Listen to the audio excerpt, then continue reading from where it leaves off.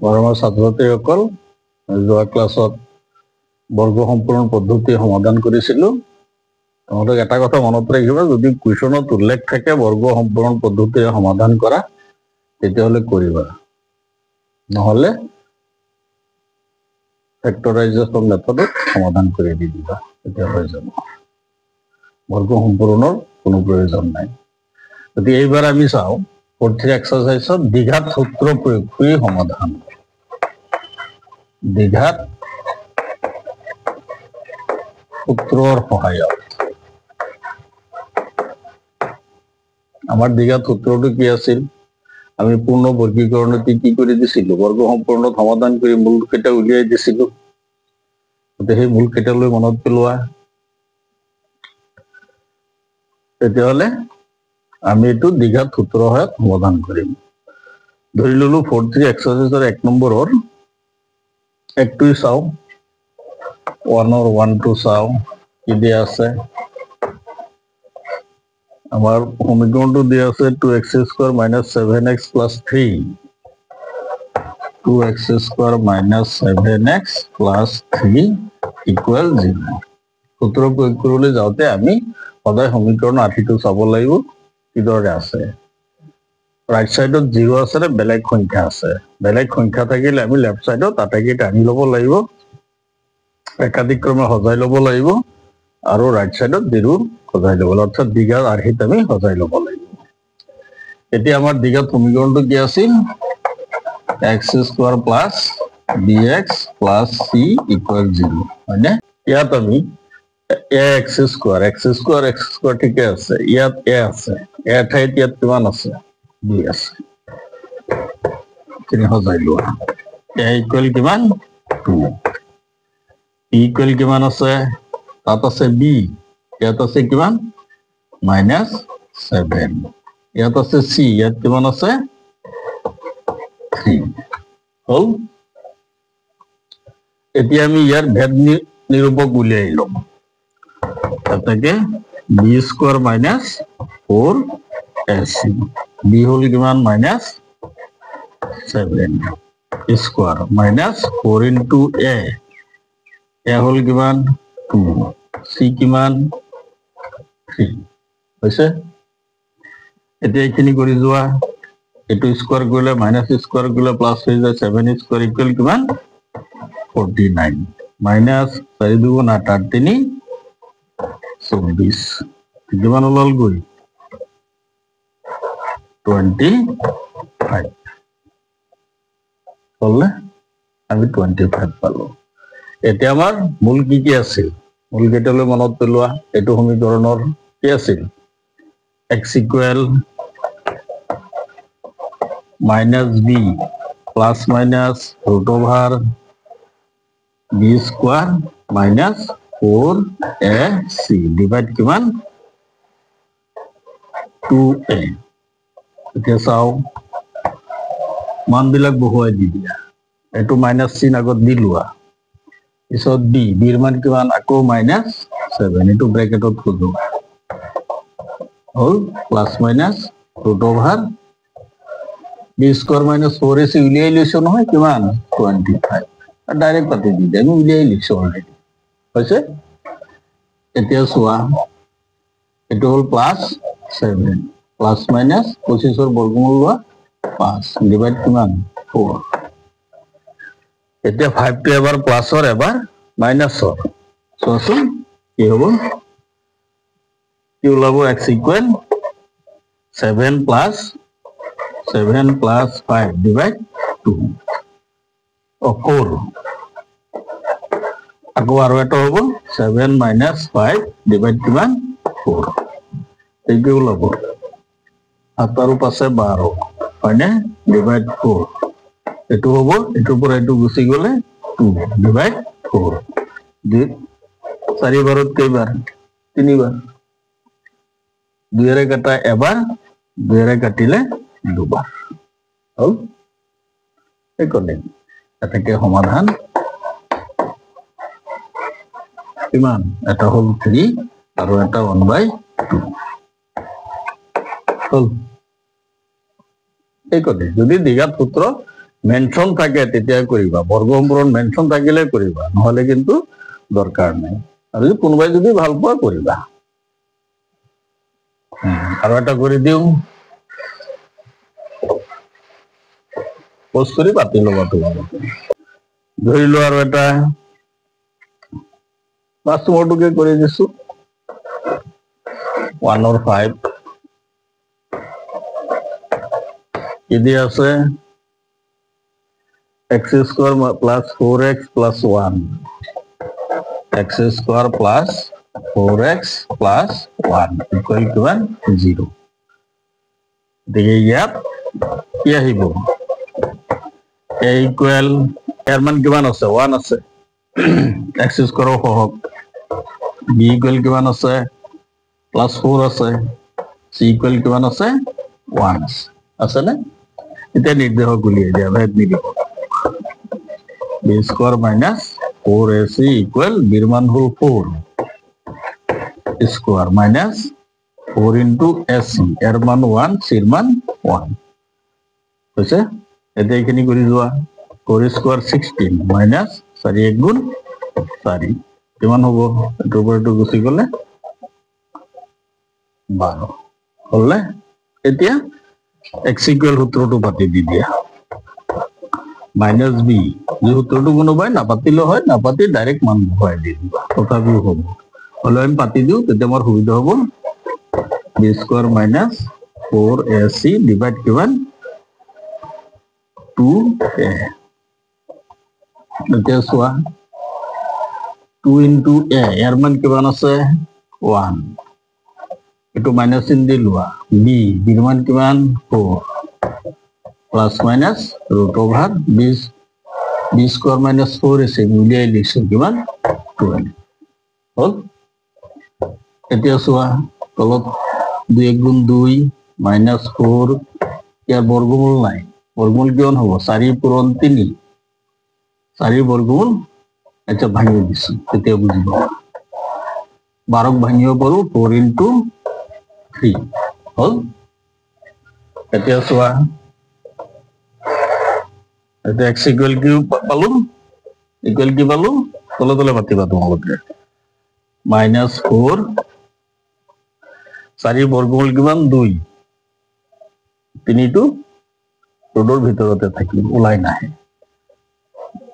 Plus minus 2 root 3 divide কিমান 2 হল এতিয়া এটো এটা প্লাস এবাৰ প্লাসৰ এবাৰ মাইনাসৰ ভাঙি দি দিয়া minus 4 plus 2 root 3 divide 2 আৰু এটা minus 4 minus 2 root 3 divide কিমান 2 হল এতিয়া চোৱা এই দুটাৰ পৰা 2 এটা কমন আহিব 2 কমন লোৱা থাকিলে ইয়াত minus 2 plus এটো 2 লৈ ললো কি থাকিল root 3 divide 2 এটো একেই কমন আহিব minus 2 কমন লোৱা এতলি ইয়াত থাকিল 2 minus minus এ প্লাস এটো minus এ প্লাস থাকিল কিমান root 3 divide কিমান 2 2 গুছি গল বললে কি থাকিল minus 2 plus root 3 আর এটা থাকিল 2 plus root 3 minus আহিল minus 2 minus root 3 এই দুটা आंसर হল বুজি পালানে কষ্টটো চোৱাচোন বুজি পালানে নাই কৈছে এটাকে সমাধান বুলি লিখি দিব পাৰা এটাকে সমাধান এটা হল এটো আৰু এটা হল এটা লিখি দি দিয়া এটাকে সমাধান এটা হল কিমান -2 plus root 3 আৰু এটা -2 minus root 3 দুটা आंसर হল ইয়াত সূত্ৰ হয় আমি যিকোনো সমাধান কৰিব পাৰি এতিয়া মুঠৰ ওপৰত কথা হল তোমালোকে যদি বৰ্গ সম্পূৰণ পদ্ধতি আৰু দ্বিঘাত সূত্ৰ পৰীক্ষাৰ কুৱেশ্যনত মেনশন থাকে তেতিয়াহলে কৰিবা আৰু কোনোবাই যদি ভাল পোৱা কৰিবা এইটো কুৱেশ্যনত বিশেষকৈ থাকিব সমাধান কৰা, গতিকে যিটো পদ্ধতি ভাল পোৱা সেইটো পদ্ধতিতেই কৰিবা। এটা হ'ল উৎপাদকীকৰণ, এটা হ'ল বৰ্গ সম্পূৰণ আৰু এটা হ'ল দ্বিঘাত সূত্ৰ। এতিয়া চাওচোন আমি এতিয়া আশা ৰাখিছো পাৰিবা। এতিয়া চাওঁ আৰু দুই এটা সমস্যা। 3 নম্বৰ অংককেইটা চাওঁ, 43 এক্সাৰচাইজৰে তলৰ সমীকৰণবোৰৰ মূল উলিওৱা। 3 নম্বৰত এতিয়া একটো কি দিছে, মূল উলিওৱা হয়নে, x মাইনাছ 1/x ইকুৱেল কিমান 3। মূল উলিওৱা, সমাধান কৰা, বীজ নিৰ্ণয় কৰা। এইটো কিন্তু কোনো মেথড উল্লেখ নাই। যদি মেথড উল্লেখ নাথাকে, যি পদ্ধতি ভাল পোৱা সেই পদ্ধতিৰে কৰিবা। আগধৰি এইটো চিম্পলিফাই কৰি লোৱা। কি পাম আমি, লসাগু লোৱা x, ইয়াৰ তলত 1 এটা আছে, 1 আৰু x ৰ লসাগু x আৰু x পূৰণ কৰা, x স্কোৱাৰ মাইনাছ x গুচি গ'ল, কি থাকিল 1 ইকুৱেল 3 হ'ল। এতিয়া x স্কোৱাৰ মাইনাছ 1 x ৰে 3 পূৰণ কৰা, বজ্ৰ পূৰণ হ'ল ক্ৰছ মাল্টিপল। এতিয়া এইটো চোৱা, এইটো দ্বিঘাত আৰ্হিত লৈ যোৱা, ধৰিব পাৰিছানে, দ্বিঘাত আৰ্হিত লৈ যোৱা x স্কোৱাৰ, এইটো ইপিনে লৈ আহা মাইনাছ 3x মাইনাছ কিমান 1 ইকুৱেল 0 হ'ল আমাৰ দ্বিঘাত আৰ্হি লৈ আহে। এতিয়া চোৱা, এইটো আমি মিডল ফেক্টৰ কৰিব নোৱাৰি। কিয় নোৱাৰি, 1 প্ৰথমটো আৰু তৃতীয়টো পূৰণ কৰিলে কি পোৱা যাব, 1 পোৱা যাব। 1ৰ উৎপাদক 1 1, আমি পাব লাগে কিমান 3। গতিকে এনেকুৱা যদি হয় কিছুমান, তেতিয়াহ'লে আমি হয় দ্বিঘাত সূত্ৰ নহয় বৰ্গ সম্পূৰণ পদ্ধতিৰে সমাধান কৰিব লাগিব। এতিয়া আমি দ্বিঘাত সূত্ৰৰে যদি কৰো তেতিয়াহ'লে কি পাম, এইটো হেৰিত নোৱাৰি কৰিব। গতিকে আমি কেনেকে কৰিম, দ্বিঘাত সূত্ৰৰ সহায়তে কৰো, কাৰণ এইটো মিডল ফেক্টৰ কৰিব নোৱাৰি। গতিকে প্ৰব্লেমবিলাক চাই ল'বা, মিডল ফেক্টৰ কৰিব পৰা যায় নে নাযায়। গতিকে এইটো 1ৰ উৎপাদক 1ৰ 1এই, গতিকে 1 পৰা আমি 3 পাব নোৱাৰি, আমি ভগ্নাংশলৈ যাব লাগিব। গতিকে দৰকাৰ নাই, আমি সূত্ৰ সহায়ত কৰি দিওঁ। ইয়াত a ইকুৱেল কিমান আছে, x স্কোৱাৰৰ সহগ 1, b ইকুৱেল কিমান আছে মাইনাছ 3, c ইকুৱেল কিমান আছে মাইনাছ 1 হ'লনে। এতিয়া নিৰ্দেশক উলিয়াই দিয়া, b স্কোৱাৰ মাইনাছ 4ac, বিৰ মান হ'ল minus 3 whole square minus 4 into a হ'ল 1, c হ'ল মাইনাছ 1 হ'ল। এতিয়া চোৱা, এইটো স্কোৱাৰ কৰিলে 9, মাইনাছ মাইনাছে প্লাছ, 4 1 গুণ 4, 4 1 গুণ 4 হ'ল, কিমান হ'ল 13।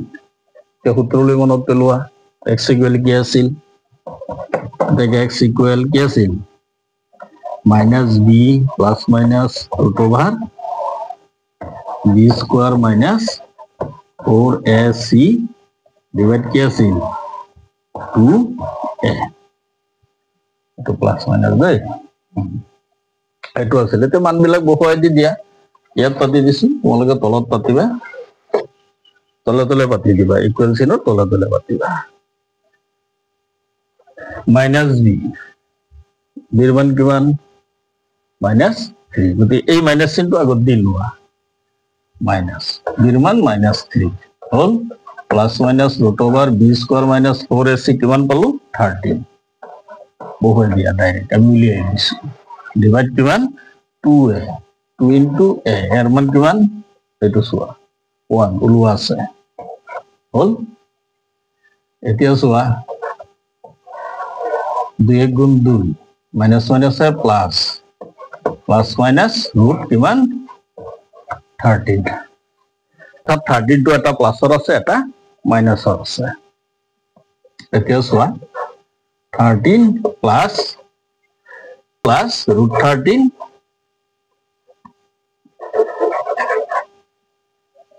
3 প্লাছ কিমান ৰুট 13,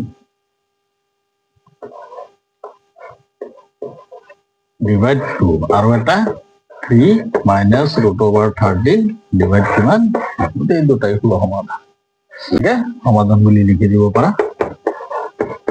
সমাধান বা মূল কিমান এটা হল 3 প্লাস √13 ডিভাইড 2 আৰু এটা 3 মাইনাস √13 ডিভাইড হল বুঝি পালা না বুঝি পাবা একো প্রবলেম নাই মাত্র চাবা যদি পদ্ধতি না থাকে আমি মিডল ফ্যাক্টৰত কৰিম যদি মিডল ফ্যাক্টৰ ওলাব নোৱাৰে তেতিয়ালে সূত্ৰত কৰি দিলি হল লাগে কোনাই মৰমৰ ছাত্ৰ ছাত্ৰীসকল এটো নেক্সট কলত আৰম্ভ কৰিম ইয়াতে দুই এটা কথা কওঁ তোমালোকে মন কৰিবা অংক সদায় প্ৰেক্টিছ কৰিব লাগে তেতিয়া অংক আহিব আৰু যদি প্ৰেক্টিছ নকৰা অংক নাথাকে it has gone from your life নাহে সদায় প্ৰেক্টিছ কৰিবা তেতিয়া অংক অটোমেটিক আহি থাকিব তাৰ কথাটো হল ক'ব বিচাৰিছো আমি যে শিক্ষা গ্ৰহণ কৰি আছো শিক্ষাৰ মূল উদ্দেশ্য কি জানানে আমি জানোনে শিক্ষাৰ মূল উদ্দেশ্য হৈছে নিজকে এজন সুব্যক্তিত্ব সম্পন্ন ব্যক্তি হিচাপে গঢ়ি তোলা এনেকুৱা ব্যক্তিত্ব গঢ়ি তুলিব লাগিব যিটো ব্যক্তিত্বই তোমাক সমাজে অনুকৰণ কৰিব তোমাৰ আদৰ্শ অনুকৰণ কৰিব এজন মানৱ দৰদী ব্যক্তি হিচাপে তুমি নিজকে গঢ় দি তোলা মানৱ দৰদী আৰু সেইখিনি কৰিবলৈ যাওঁতে তুমি একক হ'ব লাগিব অনন্য হ'ব লাগিব আৰু নিজৰ লক্ষ্যত উপনীত হ'বলৈ যাওঁতে বহু বস্তু তুমি ত্যাগ কৰিব লাগিব তেতিয়াহে তুমি সুব্যক্তিত্বৰ অধিকাৰী হ'বা আৰু এই সুব্যক্তিত্বৰ অধিকাৰী হ'বলৈ যাওঁতে তোমাৰ প্ৰথম কোনটো কি আহিব জানানে প্ৰথম ক্ৰাইটেৰিয়াটো কি আহিব তোমাৰ চৰিত্ৰ চৰিত্ৰ বুলি কোৱাৰ লগে লগে এজন সুচৰিত্ৰ বুলি কোৱাৰ লগে লগে তুমি তাত বহু গুণৰ অধিকাৰী হ'ব লাগিব যে সুচৰিত্ৰৰ অধিকাৰী হ'বলৈ যাওঁতে তুমি প্ৰথমতে এজন নিস্বাৰ্থ সম্পন্ন ব্যক্তি হ'ব লাগিব গতিকে চৰিত্ৰ বুলি কোৱাৰ লগে লগে তাত বহুত ক্ৰাইটেৰিয়া সোমাই থাকে গতিকে সেই ক্ৰাইটেৰিয়াখিনি তুমি আয়ত্ত কৰিব লাগিব তুমি নিজকে সেইখিনি মনতে লৈ আগবাঢ়ি গৈ থাকিব লাগিব যি ক্ৰাইটেৰিয়াই নেকি সমাজৰ বাবে অনুকৰণীয় হ'ব আদৰ্শ হ'ব মই ভাবো যে বাগিচাখনৰ সৌন্দৰ্য হৈছে ফুল ফুল যদি বাগিচাত নাথাকে বাগিচাৰ সৌন্দৰ্য নাহে ঠিক একেদৰে মানুহৰ সৌন্দৰ্য হৈছে চৰিত্ৰ গতিকে যে flowers make a garden and character makes the human চৰিত্ৰই কি কৰে মানুহক গঢ় দিয়ে যেনেকৈ ফুলে বাগিচাক সৌন্দৰ্যবোধক গঢ়ি তোলে গতিকে কাৰেক্টাৰৰ যিবিলাক ক্ৰাইটেৰিয়া আছে মই লাহে লাহে কৈ যাম তোমালোকে যদি ভাল লাগে কথাবিলাক বিবেচনা কৰিবা